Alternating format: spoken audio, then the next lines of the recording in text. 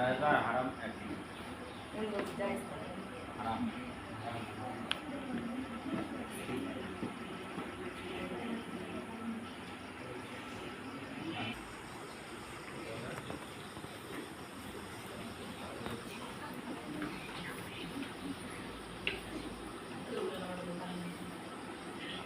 প্রবাহিত রক্ত অর্থাৎ জবা করার সময় যে রক্ত বের হয় লজ্জার স্থান, মূত্রথলি, অন্ডকোষ, পুরুষাঙ্গ, পিত্ত,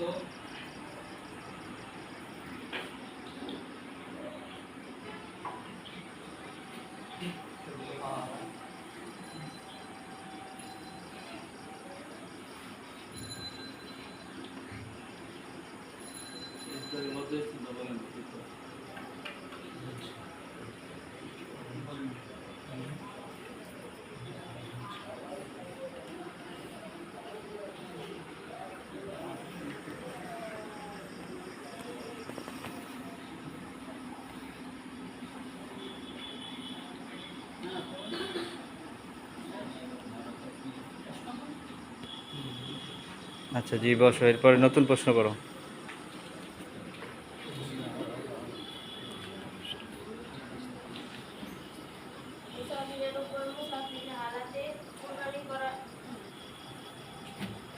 আবার প্রশ্নটা আবার সুন্দর করে।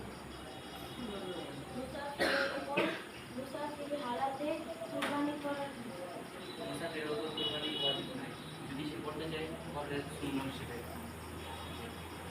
সুন্নাহ।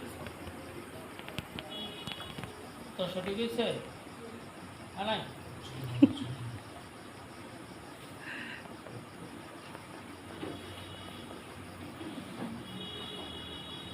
মুসাফিরের উপর কোরবানি করা ওয়াজিব।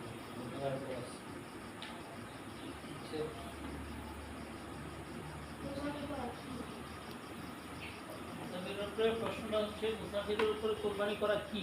সফররত অবস্থায় সফররত অবস্থায় কোরবানি করাটা কি ওয়াজিব না ঠিক আছে কি?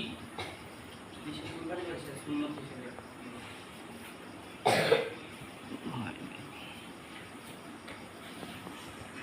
যদি মুসাফির ব্যক্তি কোরবানি করে তাহলে নফলের সওয়াব পাবে।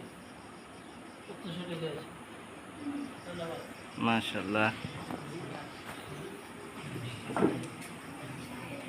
ধন্যবাদ। রাসূলুল্লাহ সাল্লাল্লাহু আলাইহি ওয়াসাল্লাম কোরবানি করা হুকুম কি? প্রশ্নটা আবার সুন্দর করে বোঝায় বলেন।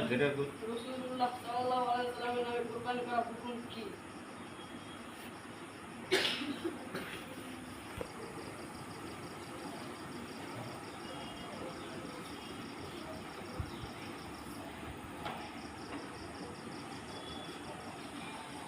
উত্তর হয় নাই, আরেকজন দাঁড়াও।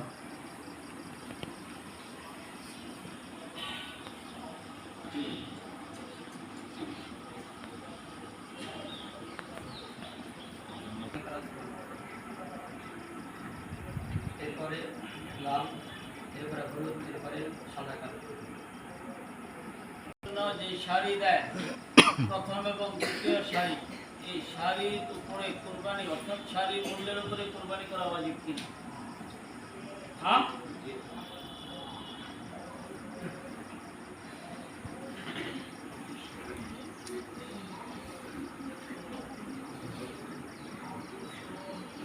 আর একটু বোঝায় যে এই শাড়িটা দিল, এই শাড়িটা যদি এই পরিমাণের মূল্যের হয়, যে শাড়িটা নেশাব পরিমাণ মূল্যের শাড়ি দিছে প্রথম দ্বিতীয় শাড়ি মিলা, যে শাড়িটার দাম নেশাব পরিমাণ, তাহলে তো সে নেশাব পরিমাণ মালের মালিক হইল, এখন তারপরে কোরবানি ওয়াজিব কি? প্রশ্ন তো এরকমই রেখেছি। হ্যাঁ, ভেঙে দিলাম